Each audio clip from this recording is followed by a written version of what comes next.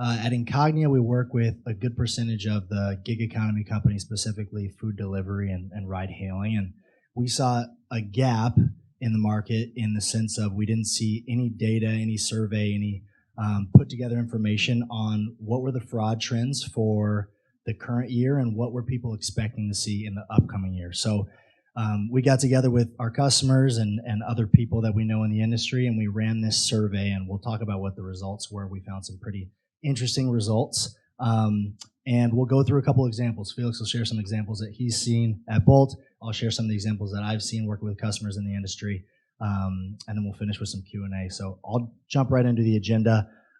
We'll start going over the leading fraud and abuse threats. We'll go over what companies were most worried about in 2025, and then what they were most worried about for the upcoming year in 2026. We'll move right into most concerning manipulation tactics. How are fraudsters actually committing the abuse? What were some of the things that we're doing? We'll talk about inside the modern fraud tech stack. What are companies doing to defend against this fraud? We'll go through some key takeaways. We'll jump into some Q&A. Feel free to ask questions throughout as well. We can keep this pretty conversational. Let's get into it. So get to know your respondents a little bit. This is primarily focused on food delivery, ride sharing, and a blend of both. Like Bolt, there may be many aspects of the business, but primarily we focus on delivery companies, ride sharing companies, and then the survey respondents were split into, did they work on the courier side? Were they on the consumer side? Courier can be shifted out for driver, rider, whatever your company may call it, then consumer, customer side, and both. And then as far as the roles and responsibilities within the company, we saw a high concentration of fraud prevention specialists, as that's no surprise, but we got a good blend of other product, operation, logistics, and data science. And then on the bottom here, you'll see kind of the blend of what the team sizes were throughout this company. So these were the folks that we reached out to with this survey. Now let's get into the results. So leading fraud and abuse threats for 2025. To orient you to this graph a little bit, I hope that's big enough so you can see. Yeah, you can. The dark purple bar is what the biggest fraud and abuse threats were in 2025. And the light purple bar is what companies were concerned about for 2026. So a couple of things jump out to me in this graph. Felix, I want to get your opinion as well, but collusion and chargebacks were the highest this year. Collusion still is the highest for next year. We defined collusion in the survey as two different channels of the business itself working together to manipulate the platform itself. That can mean a lot of different things. Collusion can be really tricky, and we'll talk more about that. Felix, what are your impressions on this? Well, at Bolt, obviously some of these do not apply, but some of them I totally apply. Like as I mentioned, I'm in charge of the chargebacks and payment fraud, and this is one of the biggest concerns that we have within Bolt. Collusion, when we have totally fake accounts, bots trying to manipulate our system and trying to get monetary value out of this I'm totally related to something like this. Refund abuse is growing, and I'm surprised it's not concerned for the next year, because this is one of the things that we have been focusing the most lately, and I think everyone will be related to promo and referral abuse. I don't think it's going away. Yeah, I'd say, again, to me, collusion stands out because it's hard when we're talking to people in the industry. It's hard to pinpoint what exactly that means, but when we bring it on a survey, they say, well, yeah, if I have drivers and customers working together, that's concerning to me. Or if I have a restaurant working with customers to manipulate orders, that's concerning to me. We'll share an example of that a little later, but let's get into a chargeback example. Yes. So first of all, fraud means different things for several people. Even within our company, fraud means different things. So I asked AI, like, can you explain what a chargeback is for a 10-year-old? And this is the first picture that I took from AI. So basically, a chargeback, for whoever is not familiar, is basically to reverse the transaction that you have made. If you have if you have an unknown charge, you just go to your bank and say, hey, this is not me. But also you can apply for things that is you, but you are not satisfied with the service. So pretty much you are getting the money back. And this is my bread and butter, and this is what I have been dealing the most. Who has made a chargeback here? You as well? I'm guilty. But yes, it's very common and is growing and is not going away. And most of the time, we just based on the legislations that are through the cards and banks, and obviously it creates a very very damaging in monetary losses for a company. Yes. What's illegal about that? About the way that you defined it here? What's wrong with collusion? Where's the problem? Well, the problem is that actually, like you, for both, for example, for us, is that we actually provide the services. So providing those services comes with a cost. And the moment that the money takes away from us, it just doesn't take away the profit. It takes away all the cost from that services. For most cases, it comes from stolen cards. So people stealing cards from the internet, they use it to get monetary value. I think I'm going to go to an example a bit later, so it gets a bit more clarified. Oh, here we go, the example. I am not able to disclose where this attack, I'm going to give an example of where this attack came from, but I'm not able to disclose the country. So, and since I'm a big Star Wars fan, same as Kyle, I decided to use Mustafar as a proxy. So let's say that there is a country that has a lot of stolen cards, and then people were managing to get a lot of stolen cards from here. And they want to use those cards to get monetary value. So they don't want to just pay for services, for taxes, and for delivering food. They want to put money into their own account. So they have developed, these guys developed a whole system in order to manage those funds from the stolen cards into their own pockets. So basically, this attack was extremely planned, happened within months and months of planning. And we basically what we start seeing is that a lot of verified accounts, they start getting verified without actually doing anything. Some of the local teams have reported to us, hey, over the dark web, over the internet, people are asking to buy their accounts for £50, for €50. And that was very alerting from us, because obviously, why does somebody wants to pay for a verified account and don't do anything? So that was a very concerning for us. But the more that we investigated, there was nothing happening. All of a sudden, we start getting thousands of euros in volume all across different countries. All of those with those verified accounts.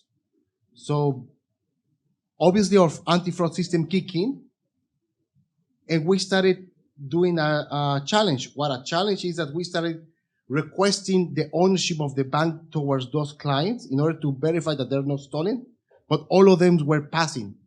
So we have verified accounts, that we have verified the identity of those transactions, and we are verifying the identity of those or the ownership of those transactions. Everything was correct. But still, when we were manually watching the trips and the activity of those accounts, everything was fraudulent.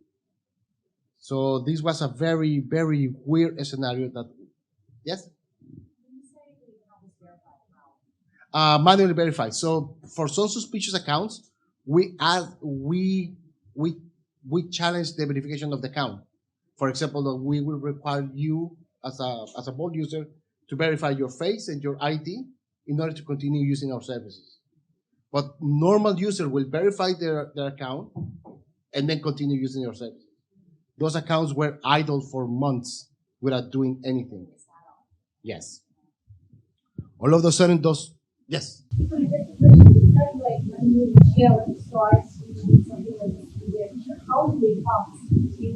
Oh, it's coming.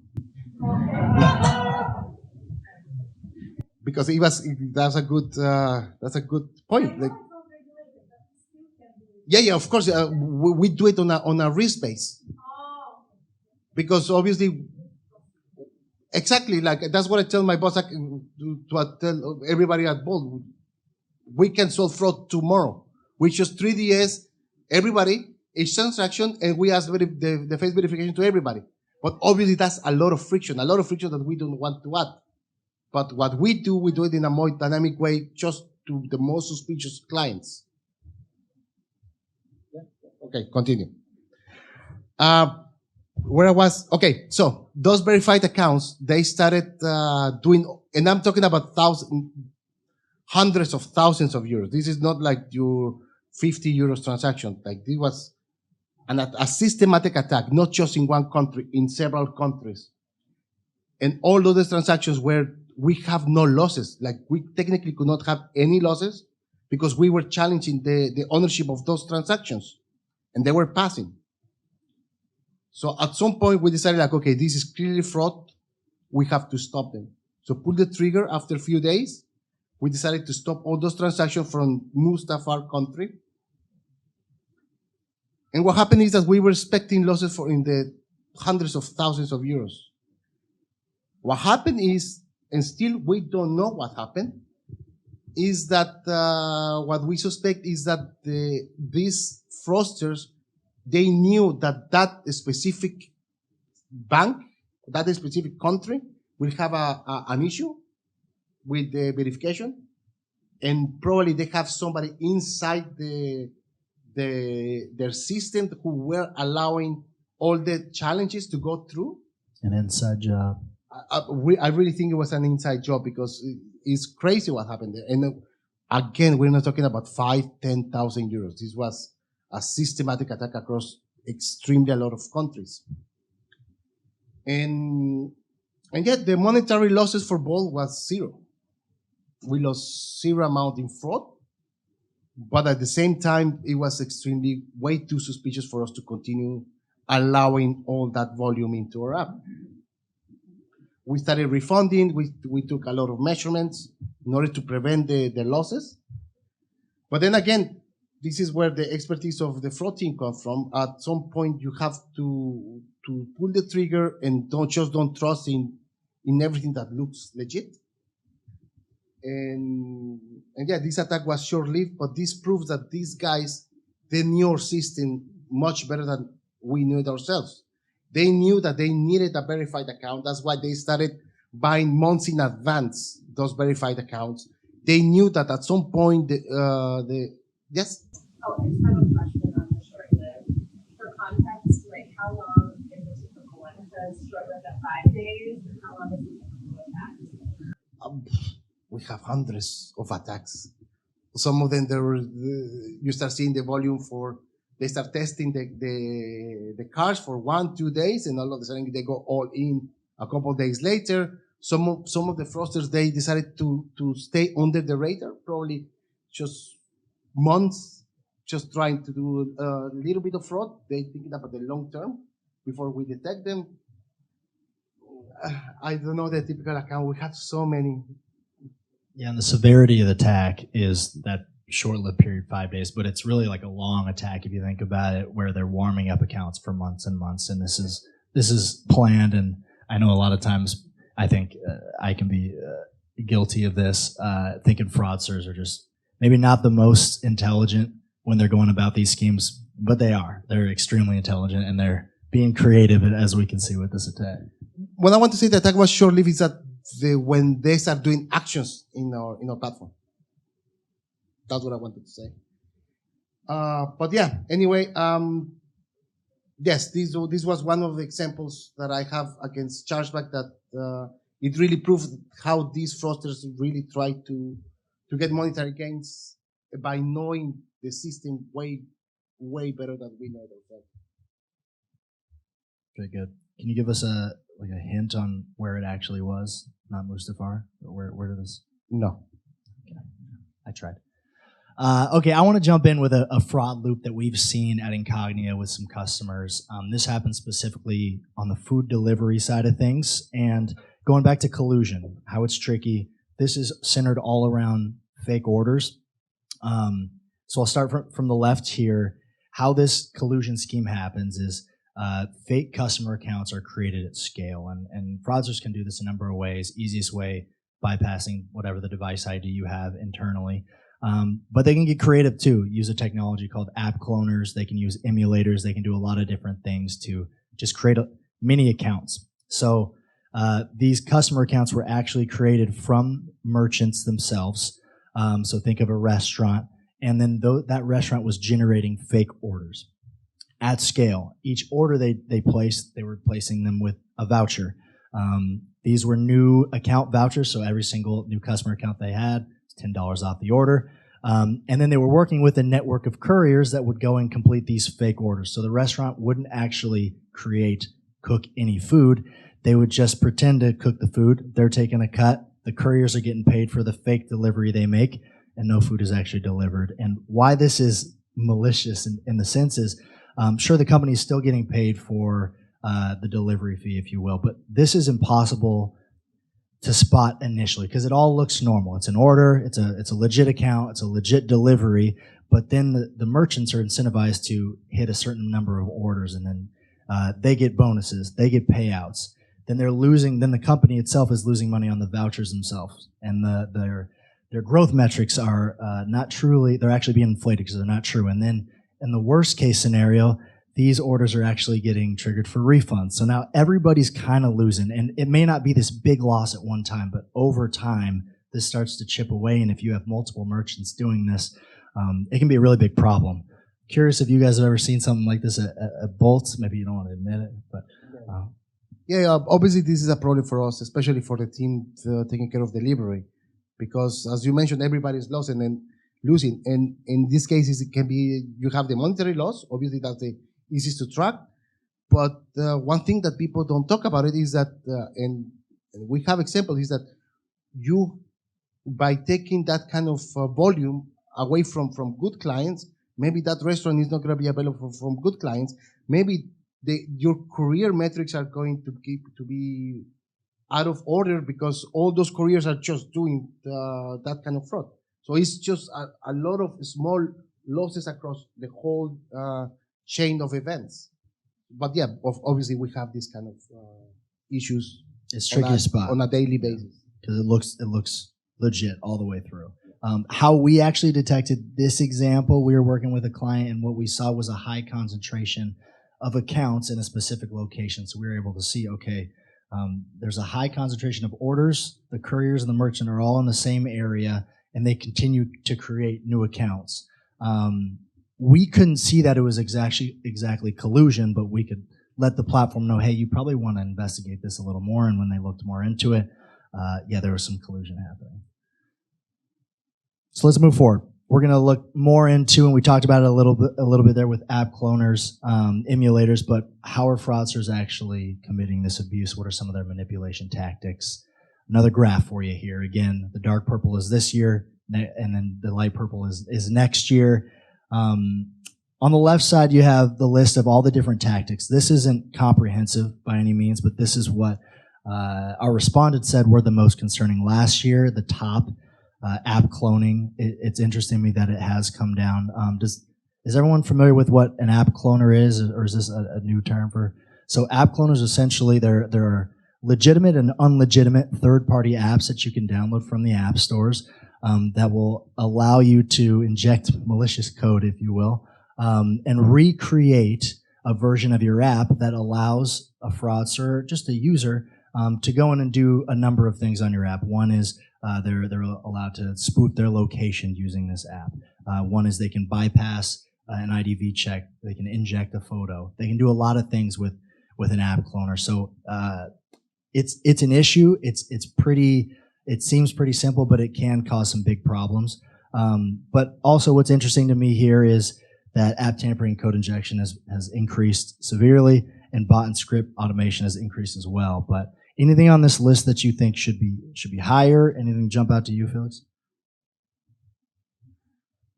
I actually kind of agree with the rates, especially more or less for this year. Kind of they're not changing too much. Yeah, app tampering is I think is one of the biggest one for us. But for us, the only thing that I will change is the bots. We get a lot of bot attacks. That's the one we probably get the most on a daily basis. So people try to get codes for app verification via SMS on totally on a daily basis. Probably as we speak right now, probably we have like 2-3 attacks that my team is taking care of. What do you think is the most difficult to detect? Bot scripts. I think so. And app cloning by far. Because people are very tech savvy these days. And obviously our counter fraud measures are against to cover, I don't know, 95% of the fraudsters. But some of these guys are tech savvy that they can develop extremely high tech attacks. And I want to give a fast example. Last year we had this small attack, not attack, but we have this attack that our specialists were reviewing, and pretty much we had iPhones using Google Pay as a payment method. And sadly, our specialists just took that one as another new payment method. But everybody in the industry with a bit more experience will know that this is actually impossible to happen. You cannot have an Android as a system with Apple Pay and vice versa as well. So these were people who were emulating and coding the information that they sent to us in a so high level that this was happening. Let's move into another sophisticated example. Talking about sophisticated example, yeah. I'm pretty sure that some of you have heard this news. Happened this year, and actually few weeks ago. This is not a long. This is not an example for the last year, and this was huge. It was huge in the industry because it's just the size of this guy's operation is extremely high. And basically, the Europol just detected these fraudsters that they were doing fraud in the millions of euros, and that's the one that they were able to detect. I'm pretty sure that this was just one bot farm, but it was not just bot farm. These guys were from app cloning, from SMS pumping to doing the normal fraud that you see over the internet, where they try to get your grandparents' information to get their card into them. These guys were doing absolutely everything, and yes, it's just the size of the attack of these guys, and it's just not the size; it's how big they were and how organized they are. Can we go to the next one, please?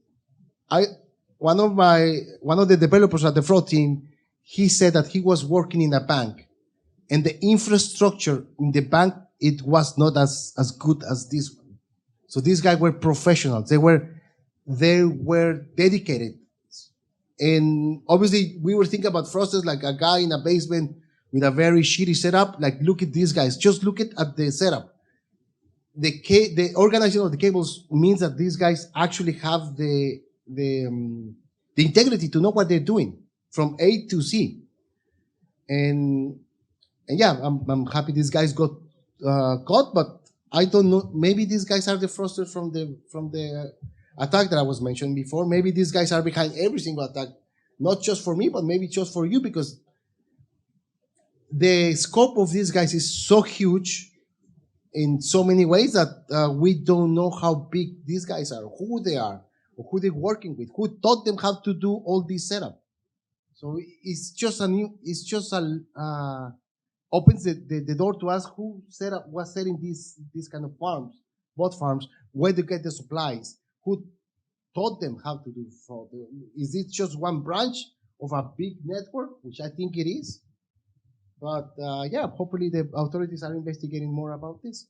Yeah, I would guess that there are many more fraud farms, if you will, device farms like this out there. That's why I have a job still. Yeah, that's right. That's why we're all here.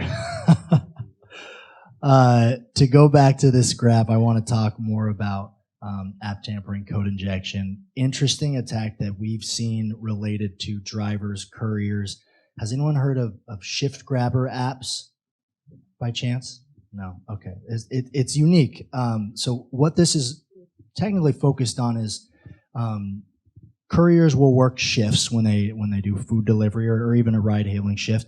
For some companies have it set up this way. And what we came across was actually these legit third-party apps that were automating the function of picking up shifts. So what that looked like is these couriers were downloading these apps, and instead of actually going through the process of picking up the shifts on their own, going through the fair process that the company set up, they were having a bot do it themselves. And this was causing a lot of different issues. The simple issue is it's breaking the rules of their system, but also it's causing issues with their backend. It's chaos for their APIs. And just to go through exactly what this flow looks like, really easy. The courier downloads the app. They're sharing their actual credentials for the food delivery platform with the app, so that's a security risk right there. And then they start automating this shift claiming at scale, and the backend for the platform is overloaded. Shifts are stolen from regular, legit couriers, and they have no idea what's going on because they're just trying to pick up their shift and drive on a daily basis. And there's an extra cost from the fraudulent traffic. Is this a huge monetary loss for the company? Maybe not. Most of the time, no, but it's still affecting their policies. It's affecting their day-to-day work for good users. And if I'm a courier and I can never pick up a shift and this is happening, I'm probably just going to jump over to another food delivery platform. I'm going to go do something else.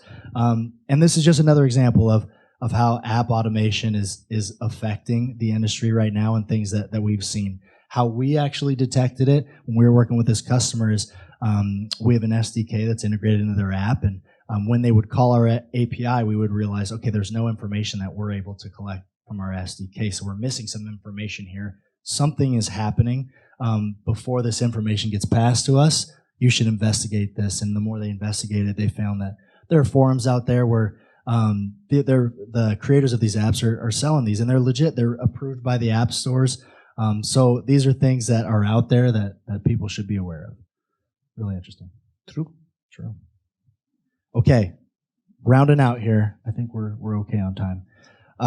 Let's talk about inside the modern fraud stack. This is just still going into what our survey respondents shared with us, what they actually had in their organization.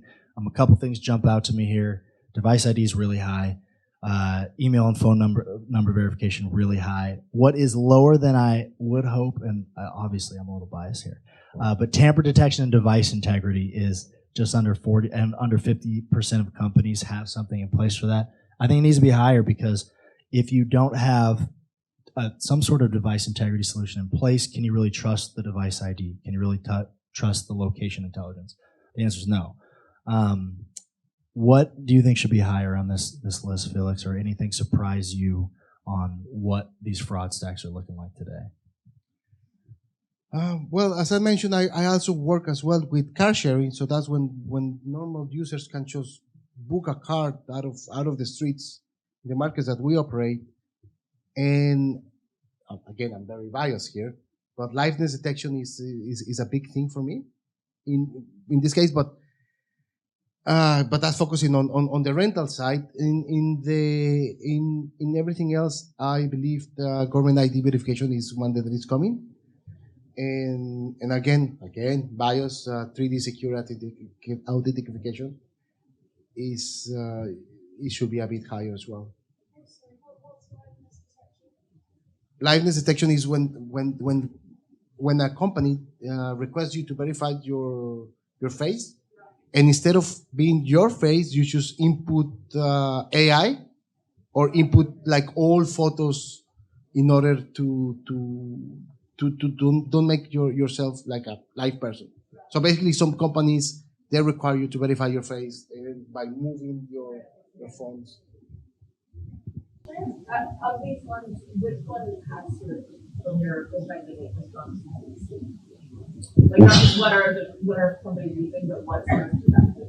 Yes, true. Good question. Okay. I have another question. To prevent what? Prevent fraud. What is fraud? I know what you're trying to say, but again, like for example, like the example of the courier's chef. Let's use to prevent you from experiencing monetary loss. Okay, monetary loss. Okay, Let's talk about that. yes. There's the example of the cards that I mentioned. 3DS. This is going to be the strongest. There's nothing that's going to be stronger than that. 3D secure. Yes, 3DS secure, because basically what you're saying is that I need you to prove that you are the owner of this card, and by the how the big payment system is built, you will have a liability shift of that transaction once this is performed. Obviously, there's some here and there and some details, but that will be the strongest for that type of fraud. But 3D secure will not gonna help you at all when the couriers grabbers, for example, which is another type of fraud. But that's what I mentioned, like which type of fraud. Yes. Let's talk about fraud tool spending trends. Last year, over half the respondents said their budget was going to increase for the year on spending, and then this year it's 43%, still the highest. I would say that this makes sense, but as someone who spends on fraud tools, what are your thoughts on this? I think it's very dynamic, and it changes a lot company to company, first of all, and it changes a lot through what you experiences, because fraud is very dynamic. The fraud that you see this year does not mean that it's going to be happen next year, and Good segue. probably those guys that they were doing fraud are in jail now, like with the Latvian case.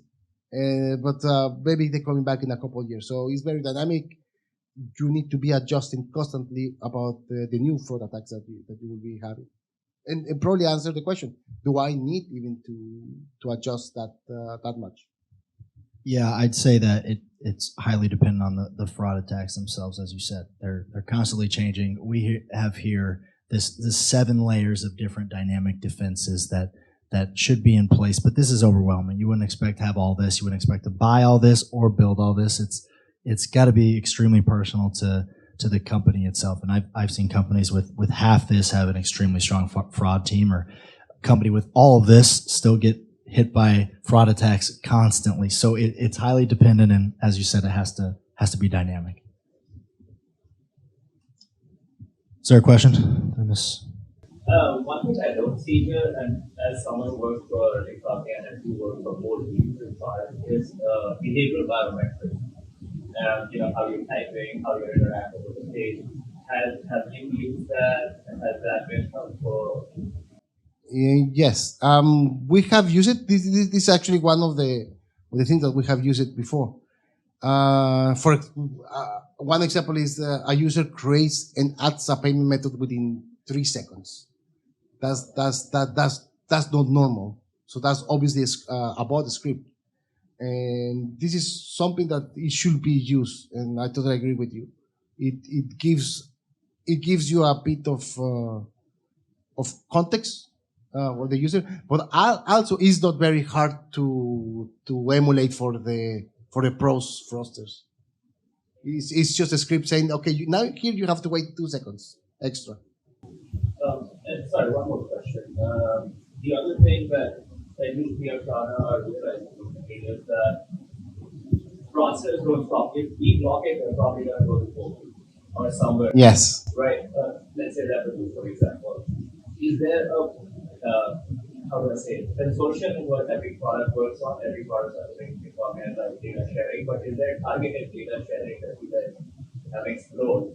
Let's say Ford and Uber form a consortium for themselves, and if a fraudster is on board, you block it, but then you also let Uber know, okay, this, that.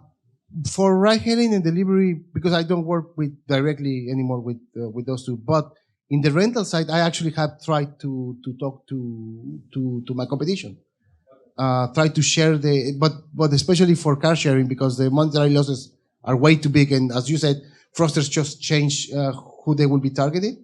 And it's not that I will be happy if they go through my competition. I do want the fraudsters to go to competition, but it's more about building a stronger chain of events. Because if we build a stronger chain on the whole vertical, on the whole car sharing industry, probably the long-term vision is that the fraudsters will go through the liver, through other kind of spheres, and then we leave our vertical kind of more solidify against those kind of attacks. But of course, I do want them to go through my competition. That's the main goal. And if anti-fraud analyst will tell you otherwise, I think they will be lying.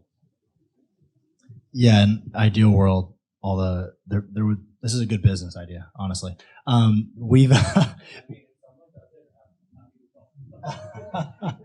We have done this in a sense in Latin America with two of our food delivery customers out there, where they are sharing. We're basically the middle channel for fraudulent accounts that have been banned from both platforms, or if they get banned on one platform, we'll share that with the other platform, specifically around banned drivers and then customers that are committing either refund abuse or chargeback abuse, and it's been extremely successful. I believe we floated the idea to them, and they were very resistant at the beginning because obviously you don't want to help the competition too much, but ultimately the fraudsters are the enemies here, and you got to remember that at times. So we've seen it be successful. We've tried to scale it. There's resistance, but in ideal state that would exist. Yeah, not just for one type of customer, like more than one example, but for Ghana and Deutsche Bank could also be an example. You're just trying to defraud a system. It doesn't matter if it's a ride-hailing app or it's a buying a catering company. So again, if someone works on it, I think in Europe the legislation will be just tremendous. We've struggled with it in Europe big time. I understand why Latin America is happening, but here in Europe I don't see it happening at all. Yeah. All right, let's wrap things up here with some key takeaways. This was one that really stood out to me. Fraud teams know where the danger lies, but defenses haven't fully caught up. You can take this a couple of different ways. The way I took it was around the biggest manipulation tactic concerns were app tampering, app cloning, bot and script automation. But then if you look at where the fraud defense spending was, what they already had in place, only half of the companies had something set up to prevent that. So fraud teams have their pulse. They're on the front lines. They have the pulse on the problems, but defenses haven't caught up. And Felix, do you have an idea of why that may be so? Is it more just getting internal buy-in to build this or spend on this?